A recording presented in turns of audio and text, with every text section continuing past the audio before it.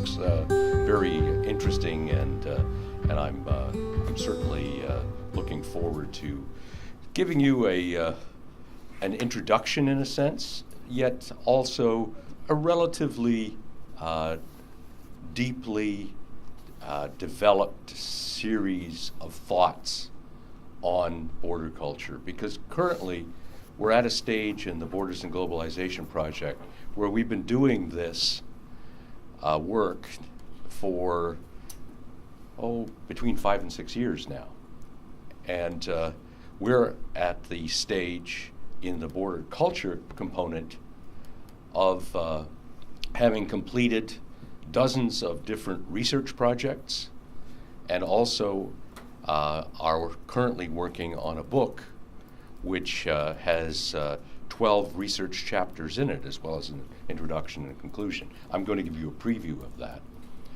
as part of this presentation. But the point is, there's been a lot of thinking about this.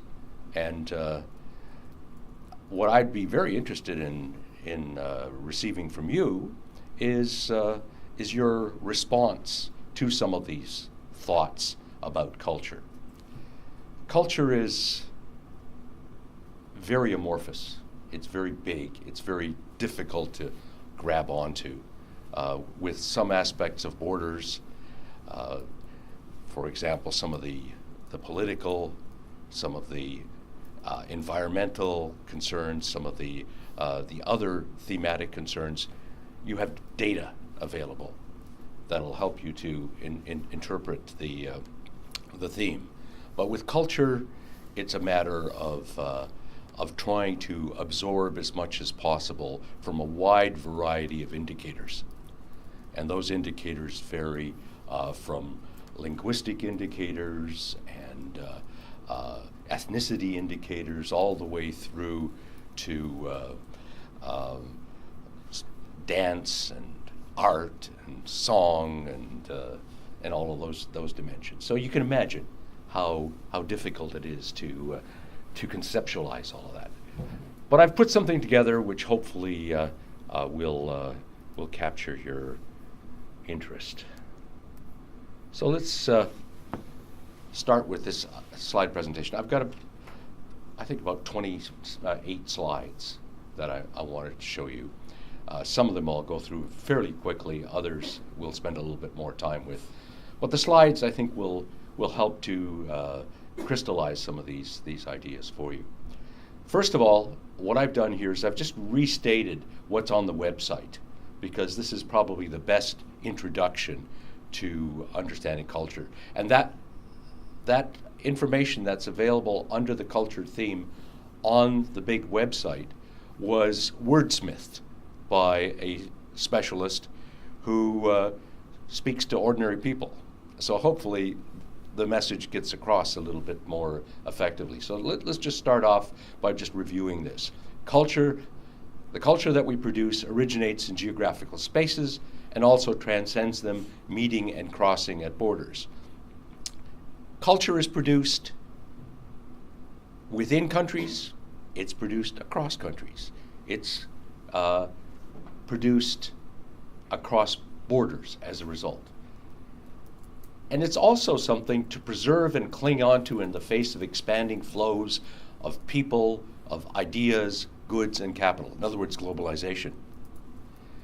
I don't know if you've been watching Donald Trump's performance at the United Nations, but that's an exceptionally good example of someone trying to cling on to a sense of what was and what is ostensibly important as far as the United States is concerned, when the world is completely in flux and everything is changing around us.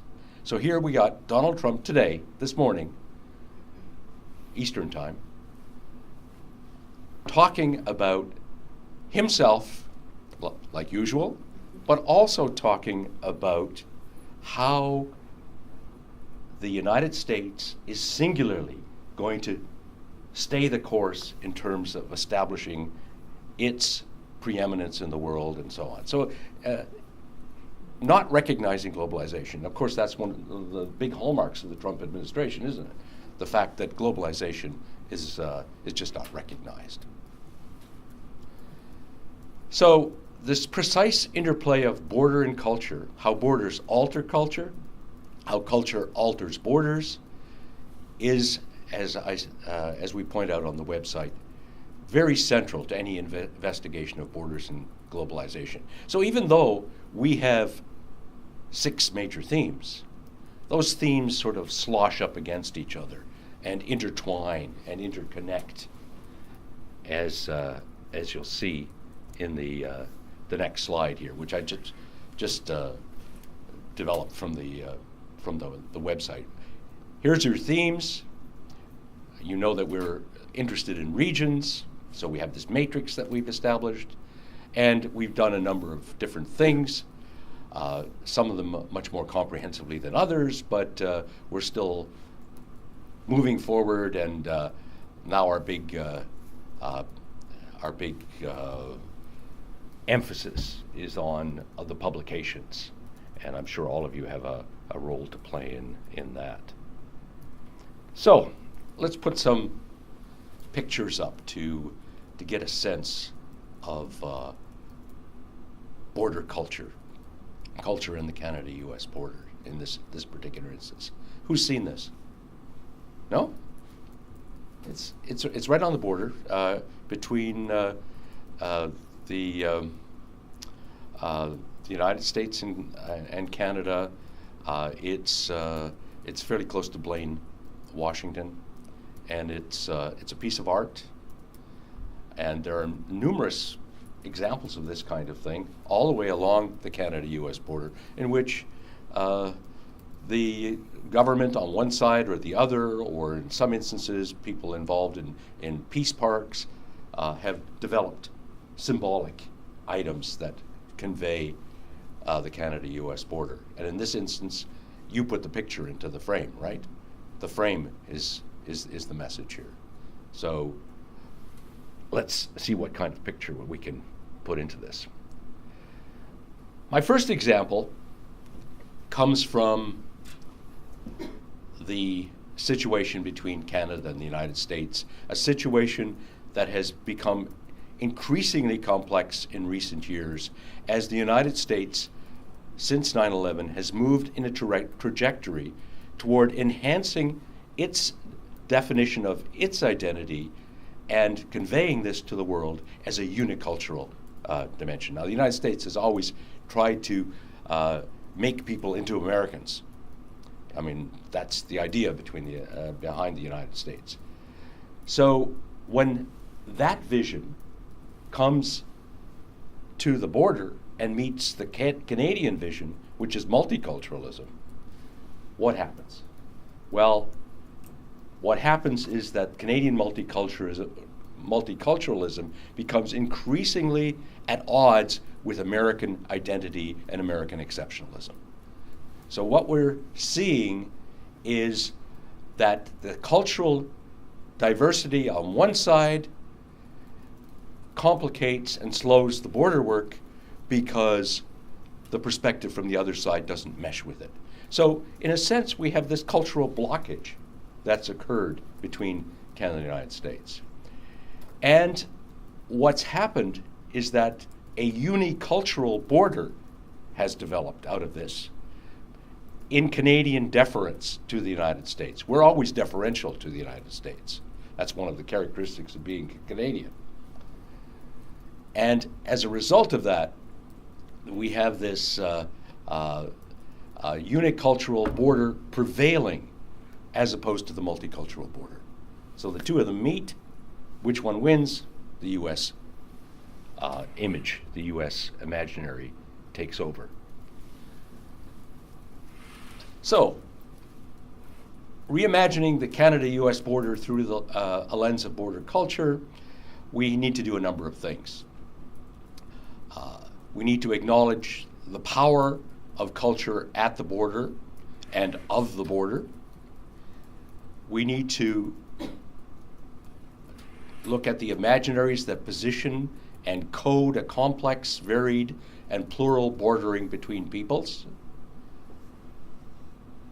And we see the Canada-U.S. border increasingly everywhere yet nowhere. In other words, it's not just the border line that's important any longer in terms of understanding border culture or any other facet of the border. It is what's happening beyond the border as well. So to comprehend this new kind of border and bordering that occurs beyond the border, we need a new paradigm for that. And this is one of the things that many of us in the Borders in Globalization project have been thinking about. So, what is border culture? I'm going to try to come up with a number of statements that will help you to understand it a little bit more effectively. First of all, it emerges through, as I see it anyway, the intersection and engagement of imagination, of affinity, in other words, closeness, and identity, the image that people get of themselves or of their culture. This production of culture usually is most evident and materialized in the borderlands. In other words, it has a spatial configuration. It's much stronger in many instances in the borderlands region. Border culture is evident wherever boundaries separate or sort people and their goods, ideas, or their other belongings. This is because different realization, knowing, and civility meet and negotiate at these edges, whether they are formal nation-state limits to territory or lines between ethnicities, classes, genders, where othering is practiced. In these contexts, border culture is created, reinforced, challenged, removed, reinvented, enacted, and displayed in many forms. This is an excerpt I've taken out of a manuscript that Anna Laura Amelhatzari, who Emmanuel knows fairly well, and I are writing for Routledge, a prominent publisher of social science and humanities publications, and it's on border culture. And this is from the manuscript related to the book. Okay, let's put some essence into this. So look at some examples. One of my favorite examples is an indigenous reserve on the border between Canada and the United States, where a number of different cultural currents all meet at the same time. And I use the term currents very symbolically here because it's right on the St. Lawrence River. It's a series of islands to a large extent, although some of the reserves are on the mainland. There's actually two reserves. There's an American reserve called St. Regis. There's a Canadian reserve called Akwesasne. Both of them are collectively known as Akwesasne, and they are indigenous Mohawk.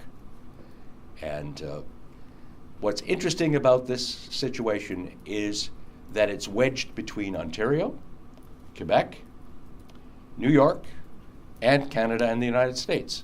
So we have all of these jurisdictions all coming together at the same place, and it's all in traditional Mohawk territory. So the Mohawk have ownership of this place. They have a sense of its importance. The jurisdictions all impact differentially, creating costly and confusing barriers to movement, to interaction within this territory. So you can just imagine the Mohawk will have to go one place for health care, they'll have to go to another location, another jurisdiction for their license plates for their vehicles, and so on and so forth. It's just a constant difficulty for them. They contest the expanded security and regulation of their daily lives. And this isn't just what some authors have referred to as the romance of resistance. You know, it's a lot more than that. The Canadian Border Services Agency actually, in response to the fact that the CBSA decided that they were going to carry firearms, this was after 9/11, there was a huge confrontation between the Mohawks and the CBSA at the time, the Canadian government. And so CBSA moved its inspection facility, which had been on the reserve, moved it off the reserve to Cornwall, Ontario, which was the first step in a complete renegotiation of the relationships between the groups in a political way, but also in a cultural way. Mohawk culture has, in a sense, become stronger and has established more of a sense of identity, and it has become a border culture within this area. So it's an excellent example of how these things work. Now, we're still grappling with what is border culture. So I'm going to give you a few perspectives that'll help us to get a better sense of this. Border culture emerges at the intersection of cultural meaning. Human beings build themselves into the world by creating meaning. Culture gives meaning to action by situating underlying states in an interpretive system. In other words, anthropologists will tell us that we establish systems in order to interpret the meanings that we ascribe to various things around us. And part of this cultural meaning relates to and activates the boundaries of being. And border culture is that part of meaning. Now, that's a very theoretical statement. It's one based upon anthropological theory, and I think we can do more to expand on this definition. I'm not going to go into all of this in great detail, but only to show that there's been a lot of thinking in the Borders and Globalization project about border culture. One of the things that we've talked about is the fact that the term border culture itself is an enticing dialectic, because borders and culture don't intuitively reside in the same space. They were once viewed as diametrically opposed, and a lot of the early work in cultural geography and in anthropology, the classical work on border culture, was all based on trying to understand where culture was placed, how culture could be bounded, and so immediately we got caught up in the sense that culture and borders were related to each other and that cultures were bordered, that there was a natural border around culture.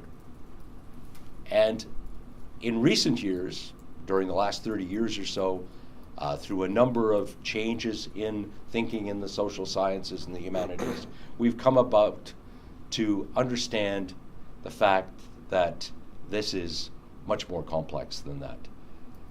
We see border culture situated in landscapes. We see it related to power. We see it related to identity and politics of difference. And more, what we're seeing is the social scientists in particular who are involved in critical studies, studies related to gender and race and all that sort of thing, getting very much involved in trying to understand how borders and culture work with each other. So I won't go into that in too much more detail, but try to get us back onto a more generalized perspective on this. Our theories of culture and border are grounded in the essentialist view of culture and caught in the territorial trap. This is John Agnew, whose work is one of the formative pillars of trying to understand borders in globalization. And he's essentially saying that we have this essentialist view of culture, a view of culture as something that's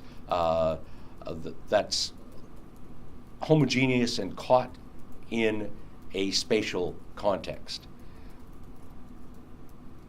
It's viewed as a bounded system contained within a defined territory.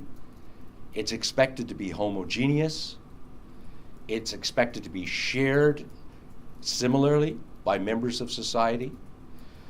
But the problem is that this territory-oriented rhetoric of culture, according to Chang here, the cultural border and boundary faces a great challenge in a multicultural society because intense contacts between various cultural carriers blur the clarity of the demarcation lines. So getting back to this sense of globalization, then, what we have is a blurring of the lines.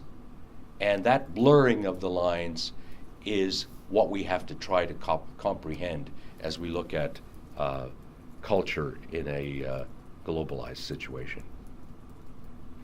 Border culture is no longer culture at the margins, but rather culture at the heart of geopolitics, flows, and experience of the transnational world. So it may be situated away from the border. It may be situated in world cities, at airports, in detention centers, in immigrant enclaves, refugee camps. It moves around. It's constantly being resituated. It may at once be a manifestation and an imaginary. It's not just as if imaginaries of culture and manifestations of culture are distinct. They don't have to be. They can be linked. It's an integral component of the borders that are constantly on the move in our globalizing world. Border culture is experienced by more people in more circumstances than ever before. And this is a condition of globalization. Now, I want to make a distinction between border culture and culture at the border. Border culture is more or less the scientific, social scientific approach to this. We're looking at how culture inhabits borders, how border culture is constituted and reinvented. We're looking at borderscapes. There's this concept of borderscapes, which I'll just mention a little bit more in the next couple of slides. We're looking at transformations of the meaning of border. We're actually examining and analyzing border culture through study of the terrain and the mapping that we can do of borders and culture. So that's more or less the social scientific approach to things. On the other hand, our colleagues in the humanities, in art, literature, film, all of those fields, they're looking at a much more humanistic appreciation of what border culture is. They're looking at the mobility of cultural forms and cultural stereotypes, the circulation and the relationality of cultural products, artistic renditions, for example, pieces of music related to the border. Exploring the heavier presence of borders and appreciating this particular terrain that we as social scientists would map, but they, on the other hand, would be looking at appreciations of that, levels of appreciation. So, what I've come up with, together with many students and colleagues who have contributed to our work, is 4 different aspects of theorizing border culture. The first of these we term confluence, coming together. So we're understanding border culture where there are relational international forces operating, transnational forces. Many of these are produced by the presence of one nation within another. I mean, Canada is a good example of that. We have many nations within the nation state. The United States does as well, but they don't want to admit it. To know border culture is to capture both the essential and imagined qualities of hybridization and differentiation at borders and in the borderlands. Understanding border culture acknowledges the partiality and the incompleteness of cultural shells that continue to prevail in the nation state and predominate in its territory. To comprehend border culture, we must go beyond rationalizations to daydream about the allowances, the thick margins, the receptors, and the interfaces that are both possible and plausible where nations meet and cultures intersect anywhere around the globe. A number of terms have come up in this regard. The term liminal, which we've borrowed from the sciences, from ecology. We have this sense of liminal spaces and people occupying liminal spaces, with the concept of third space between countries. And what we found out, what these two anthropologists, Gupta and Ferguson, found in their studies, was that these kind of liminal situations, these kind of third spaces, do not revert into previous forms. Once you've formed a border culture, once you've formed a borderland, it doesn't revert to its original state. So it's a very important process. So that's confluence. Also, with regard to theorizing border culture, we speak of differentiation. Power, discourse, and the construction of difference.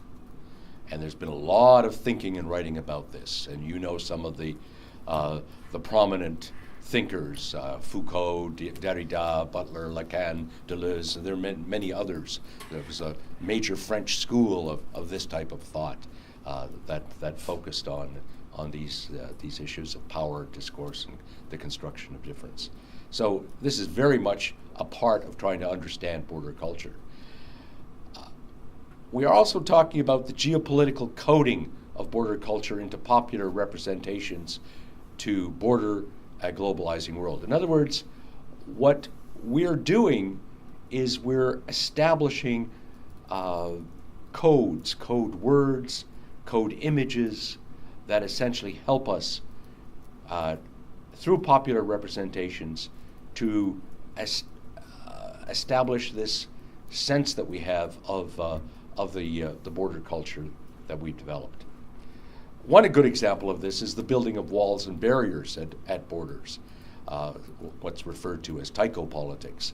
A lot of walls and barriers become magnets for culture. If you've ever seen pictures of the work that Banksy has produced, for example, on border walls in Israel or in other places in the world, you just get a really good sense of how these magnets work. Because those images are the most powerful when portrayed in the spaces where differentiation occurs. Borderlands conveyed a dialectic of cultural continuity and discontinuity. We have pressures toward homogeneity in cultural identity, which vie with more extensive forces of heterogeneity to diffuse identities. So constantly we get this homogeneity, heterogeneity situation going on, and the differentiation is a part of that. One of the terms that I came across when I was doing research in the Caribbean. Yes, people do research in the Caribbean. Tell us more. It was in the British Virgin Islands, actually. The interesting thing was, in the British Virgin Islands, the tendency of the people that had lived there for long periods of time. Now, these are not the indigenous Caribs that live there, because they've been pretty well wiped out in the region. But the people who were brought there, some as slaves to work on plantations, others as plantation owners, and so on, they've established themselves, and they differentiate themselves as belongers. They even call themselves belongers. And a colleague of mine and I wrote an article about this, and it was just a very interesting project to speak with these people and get a sense as to what their sense of culture was within that small area. And since it's an island environment, you have an ability to sort of contain your research, and it's a very effective thing. Anyway, this term belongers is something that has now been used more extensively to differentiate people that see themselves as indigenous in an area, who see themselves as part of a specific culture that has a right in a particular space. A fourth area of conceptualizing border culture is stepping beyond binaries. One of the problems that's plagued border studies for many generations is the problem of getting caught visualizing everything in the context of the line, so that the binary, one side, other side, inside, outside, those kinds of conceptualizations have been part of our way of thinking for a considerable amount of time. So we have this one state, one territory, one society, one culture conceptualizations, which are now being challenged and displaced as border specialists move on in their thinking. And the idea of border culture also moves forward as a result of this. There are conceptions of identity separation and polarization, and there's been a fairly strong debate between the hybridity advocates and the people who are looking at polarization as a way of establishing border culture distinctions. And so what's happened in recent years is that there's been an acknowledgement that the debate distracts from the complexity of these intertwined processes, that in reality what we're seeing is that both of these things are operating and intertwining in many instances. So we have to move beyond the binaries. And this leads to a much more extensive perspective on what borderlands are. You can see here, borderlands are a privileged locus of hope, space of crossroads, new ground for securing relation, place for celebrating difference. This was written back in the 1990s, almost 20 years ago, about 20 years ago, in which time period there was still a fair amount of a positive sense about the border experience. And then, of course, 9/11 came along and things changed quite dramatically. Yet border culture is as much about contestation and trauma as it is about newfound commonalities and the celebration of difference. So, yes, we're going beyond binaries, but at the same time, we still have these different directions in which border culture tends to be conveyed and tends to swing. And finally, of these four, we have the shifting interfaces. This is where contemporary thinking is now going. And we're not getting hung up on confluence, we're not getting hung up on differentiation, and as well not on the binaries. We're moving beyond that. And what we're seeing is multiple levels of cross-border culture linked with socially constructed and reconstructed identities. We're seeing border culture that is scaled within the broader framework of border theory.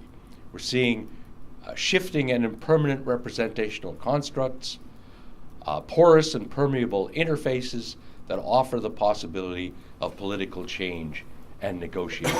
And this comes from Lee Rodney, who's just written a book. She's at the University of Windsor. She's just written a book that was published last year on border culture, which is an exceptional book. It's called Looking Beyond the Borderlines. Other scholars have urged us to see like a border. Chris Rumford. Borders and controls, the Frisk society, this sense of decensus as opposed to consensus. In other words, an indication that interfaces are shifting constantly and are being produced and reproduced in various contexts. The concept of borderscapes. The idea of borderscapes first came about in the 1990s and was developed by a number of border studies specialists. It actually comes from anthropology, Appadurai and a number of his colleagues in anthropology.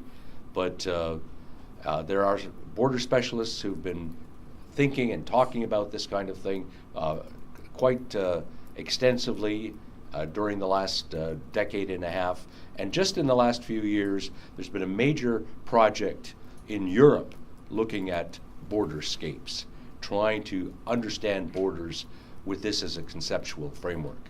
And there's a fair amount of work that's been published on this just in recent years.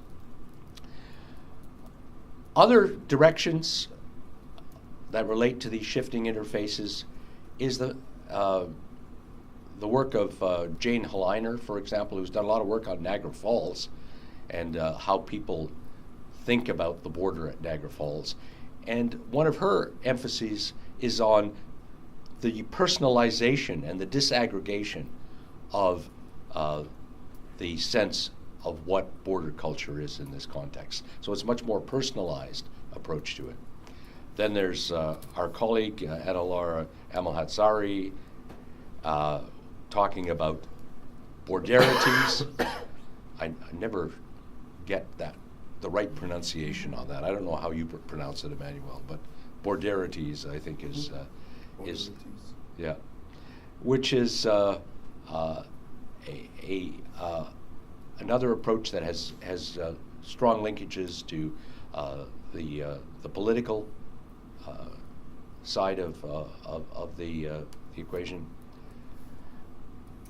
Just recently, we had a master's student at Carleton University who did a delightful MA thesis based upon very extensive research in the border area between Quebec and Vermont.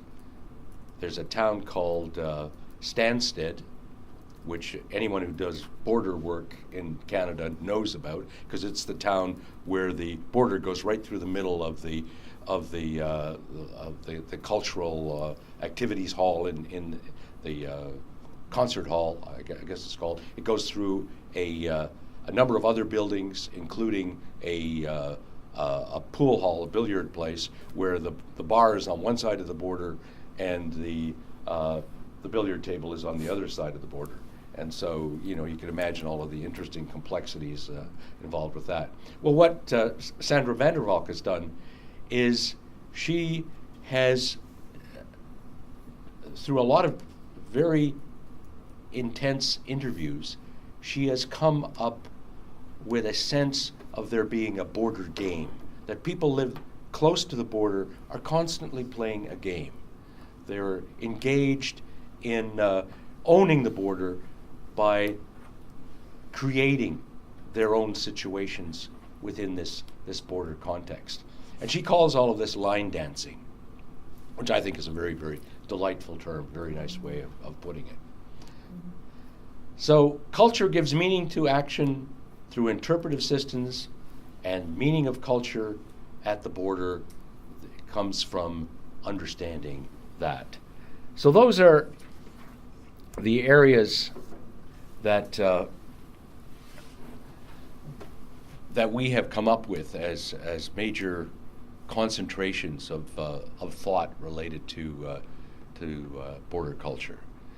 I'm just going to go very quickly through a few of these other slides, and then bring it to a conclusion with regard to the book that we're involved in producing at the moment. I've talked about border imaginaries. I just want you to get a sense of these imaginaries because they're extremely important. They're quite valuable, and they're very, very hard to get a hold of, but they're very important because they do things for us. The way we think of landscape, aesthetics, identities, belonging, settlement, community, migration, work, all of these things, we develop imaginaries about these things. And some of these imaginaries are very important because they help us to secure our life in the border context through survival, but not necessarily the imaginaries of the state. So people at the border, just like these people that Sandra Vanderwalk was working with, who have this little game going on with the border, they develop imaginaries that are not the state imaginaries about the border. They are their imaginaries about the border. And that helps them to cope with the day-to-day kinds of flows that occur across the border and the security situations that prevail. There are life-sustaining imaginaries, everyday facilitation that goes on, and there are life-enriching imaginaries, like that piece of art that I showed you right at the outset of this presentation, where the art means something. It's something that results in a mutual engagement and linkage of creative people and agencies at the border. Then there's cultural production. Here's a slide from fairly close to here. That's just across the border in a delightful little village where they've decided to express not only their border culture, but to identify their border culture with Dutch culture. And it's a place on the border that reflects culture that actually extends across the border, because there are Dutch settlers on the Canadian side and on the American side, and this is in the United States, where we tend to see this type of cultural production being a little bit more aggressive, perhaps, than what we would do in Canada. Although one of your former premiers here in BC also had a little Dutch cultural production that he had produced in the borderlands. Cultures on the move and cultural productions of bordering are everywhere. Interactions among cultural components are complex and multidimensional rather than binary. Cultures being decolonized with transnationalism and so on. There are a number of questions that relate to this. Then there's cultural identities. I've said enough about that already. But what's important to keep in mind is that we have multiple identities converging at borders in globalization, just as I pointed out right at the beginning of the presentation. And it's those multiple identities that are causing a lot of the issues and difficulties related to understanding border culture. Also, what we're seeing is cultures of border control that are being established, and there are a number of writers that have done a lot of work on this, researchers, Stuart Eldon, who's a geographer, has done a fair amount on this. What you can do is you can see the impact of these cultures of border control developing all around the world. Schengen has developed a border culture in Europe. This idea, no one had ever known about Schengen before. It's actually a small place in Europe, which now has become the name for this massive complex of border activity and border control.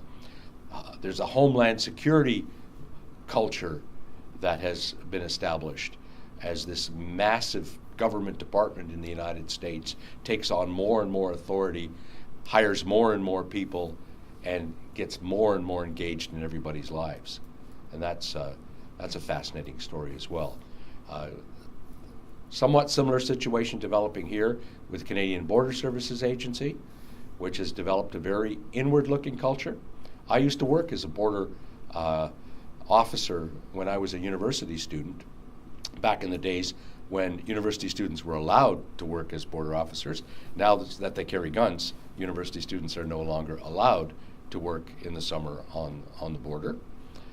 But at that time, it was a very open kind of situation which paralleled the border. But now the agency culture is very inward-looking. It's very hard to get interviews with them. We've had a number of Borders and Globalization students who've done research related to CBSA that have found it quite difficult to access the information they require. So, and this comes along, of course, with all of the walls, the fences, and barriers that are part of this control culture. But we also have cultures of border resistance. So, where there's control, there's resistance against control. And of course, what are we hearing a lot about in North America in recent years, of course, is the Mexican-American borderlands, the way in which that has become a flashpoint region for border resistance. We also see that in the Mediterranean context. We also see that in the Palestinian context. We saw it with ISIS in Iraq and in the Middle East. So this is becoming more and more a characterization of how culture is being moved in that direction. So, can we develop a comprehensive theory of border culture? Probably not, and we may not want to do it because it wouldn't cover all of the bases. But what I think is important to keep in mind here is that there are a number of pieces that fit into this. One of these is the imaginaries, another one is the production, another one is the concept of identity, and then there's the control and resistance components. In other words, the last few slides that I talked about are all very important facets of trying to understand how we can theorize border culture. It's, as I pointed out before, at the nexus of international, transnational, territorial, extraterritorial, political, and social culture.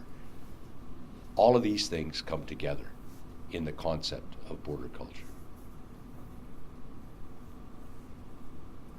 Understanding border culture is a key component in comprehending borders in motion in an increasingly transnational world. And it's conveyed in the imaginaries, productions. These are linked to the identities. These identities underlie the enforcement of control and resistance to power that also comprise border cultures. So there's a sort of a way of not coming up with a explicit theory, but certainly identifying the major components of our thinking. And just to finish off, what I want to do is to go back to the Borders and Globalization project, to explore this interplay of borders and culture, to identify the fundamental currents, and to establish an approach to understanding border culture and globalization. So this is what we're doing in the book. we have three major sections in the book. One of them is viewing border culture. This is where the imaginaries come in, but other components as well, as you'll see. Another is borders and culture in motion, which deals with the aterritoriality issue, which deals with the borders being here, there, everywhere, nowhere, all that kind of thing.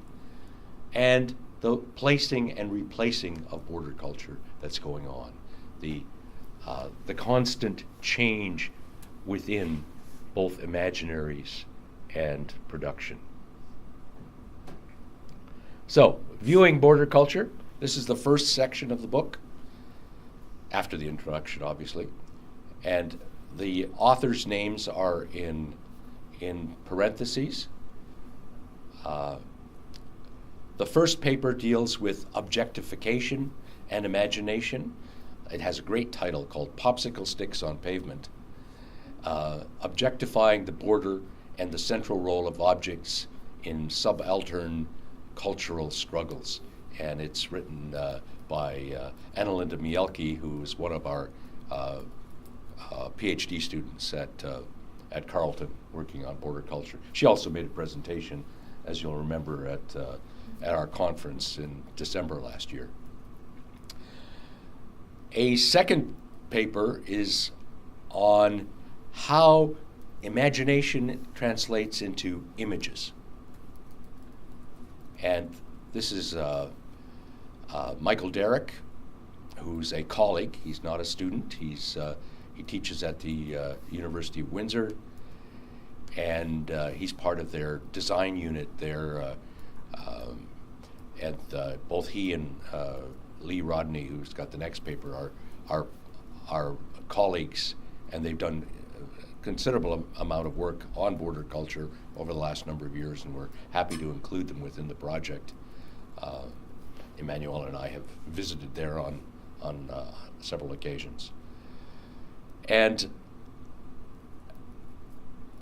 Michael's paper is on, or chapter, is on nocturnal border cities, imaging and imagining Detroit. It's looking at Detroit at night, which is what people in Windsor do all the time, and how that changes, and how different changes in Detroit have resulted in different perceptions and images on the Canadian side. Detroit and Windsor is the preeminent urban location on the border between Canada and the United States, right on the border. And so it delivers all sorts of very, very interesting prospects for research. Then there's Lee Rodney's chapter on sight and sight on the line, the cultural imaginary of the Canada-US borderlands. And then finally, we have representation and production with the Border Cultures series at the Art Gallery of Windsor. There was there were three different art exhibits that were all linked to each other over a period of 3 years. They started at the Art Gallery of Windsor, and then they've actually moved to different locations in Canada and the United States. And the curator of this series of art exhibits is currently she's moved from the Art Gallery of Windsor, and she's now at the Anthropology Art Museum at the University of Michigan, which is just across the border, fairly close by. But what she's going to do in that paper, what she has done, I should say, is to do a retrospective on those, and there will be a few representative images that are a part of that. So that's the first part. The second part is border and culture in motion. And here, and I'll go through this a little bit more rapidly, here we have a piece on the welcome refugees phenomenon that occurred just at the beginning of the Liberal administration, when you'll recall Canada essentially opened its borders to a large number of Syrian refugees, right? And so there was this hashtag there with welcome refugees, and there's a process that is developed or was developed to get Syrian refugees from places where they were in camps to Canada. And that process, that temporal process, also involved a number of different steps. So the border had a number of steps for the Syrian refugees. The first hurdle was to get out of the refugee camp, and then and so on. Then a number of images developed at various steps along the way. So it's quite an interesting paper. It was done by one of the graduate students at the Patterson School of International Affairs at Carleton, and it's the first in a set of papers about borders and culture in motion. The second is a paper on snowbirds. You all know what snowbirds are. I'm sure you have parents that are snowbirds or would like to be snowbirds or whatever the case may be. Melissa Kelly was the postdoc at Carleton on the Borders and Globalization project a couple of years ago.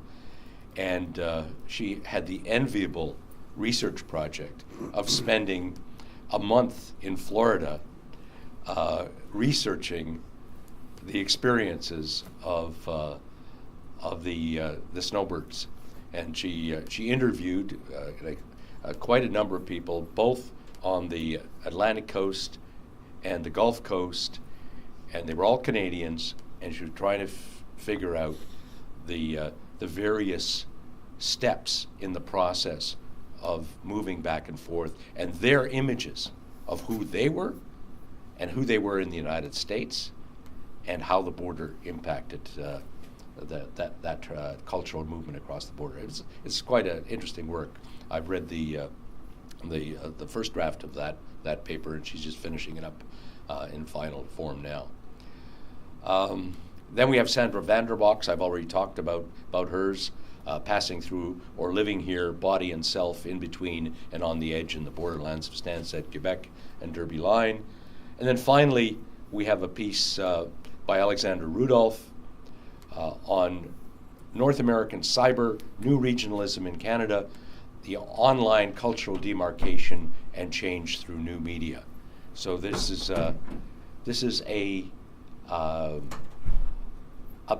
piece dealing with the impact that the internet has had in developing what he calls a new regionalism within Canada. We see the borders differently through the internet. They develop a whole series of new borders for us, and so that's the fourth piece there. It fits very nicely with that theme of borders and culture in motion. And the final section is placing and replacing border culture. That slide is the Niagara Escarpment, and you'll see the validity of that in the final paper. First paper is a literature paper. This is on Thomas King's artistic activism. Thomas King is an Indigenous writer. He's written many books, and a lot of these books deal specifically with the bordering experience between Canada and the United States. The second piece is the Mohawk culture piece. Now, this is being published in French in a journal article, and it's being published in English in the Borders and Globalization book on border culture.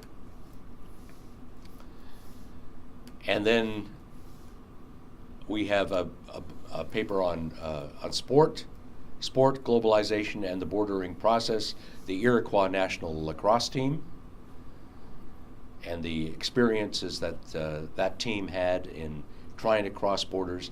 They established their own passports, and so they were essentially not acknowledging the fact that others could stop their passage because they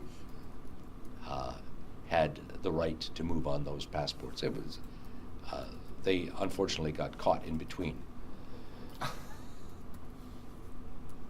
And then finally, heritage borders and bordering heritage, biocultural planning approach for managing transborder culture heritage landscapes, and that's that transborder heritage landscape there, the Niagara Escarpment, and it deals with a part of that escarpment and the way in which the biosphere and the cultural environment come together across the border, and how that is dealt with in terms of heritage management. So that's actually a policy paper. It's a nice addition to this. So finally, imagine a world with universal instant communication, supersonic travel, latest technology, access to all goods and services. Imagine 200 political units separated by sophisticated bordering systems to manage flows. Fed by these flows, societies form transnational cultures. And what happens at the border? Well, that's what's happening. That's globalization. And the results are highly variable. Culture is constructed both within and across these boundaries. Culture precedes borders. And consequently, there's stitching that occurs, reconnecting borders. And what we do is we relate international forces operating within the nations with transnational forces produced by one nation within another to capture both the imagined and material qualities of border culture. And there's a sort of a symbolic power that tends to resonate from this as well, through the various forms of expression, artistic expression, literature, and so on. So that the cultural imagination and production at borders and borderlands links with the meaning of land and life in borderlands to secure, sustain, and enrich. Security, sustainability, and enrichment are of vital importance with re-emergence of border walls, fences, and barriers worldwide. So there's a reason for getting involved in this. We need to understand what we're doing. We need to understand the cultures that we are producing. Also, there are problems with materialization of borders in borderlands of transition through various types of polarization, juxtaposition, uncertainties that are resulting. And the world is actually reeling with these kinds of situations. And we're also left with a cultural heritage of the border that is problematical at the very best. What we need to understand is this interplay of culture, border culture imaginaries and materializations of places where states and people meet and interact. And we need to approach this goal with social scientific conceptualizations and sensitivities that are gained from the humanities. So, one last slide. Let's get back to the Canada and the United States that we started off with in terms of comprehending what kind of a border culture situation exists now. What we have is a situation in which there's a tremendous impact of security at the border. We are defining the border in biopolitical terms. through retina scans and fingerprints and all these other kinds of things. It's a very managed border. It's a very directed border. And what we have is a very unicultural, imbalanced, inadequate border as a result. This is this problem I was talking about right at the beginning of the presentation. The problem that the United States and Canada are meeting at the border and even beyond within the borderlands, yet they're not connecting as effectively as we have in the past. But what will the future hold? What could we have? Well, what we could have is more aligned security, more transparent political identification, coordinated and scaled management, rationalized flows, but most of all, from my perspective, what I'm really interested in is for this effective balance of the multicultural on both sides of the border. In other words, the United States needs to acknowledge its multiculturalism, and Canada needs to acknowledge its multiculturalism more effectively than it already does. And as a result of that, the working of the border, the balancing of the border, could be much more effective and efficient than it is. So anyway, that's it in more than a nutshell. It's an extensive overview, and hopefully I've given you some food for thought.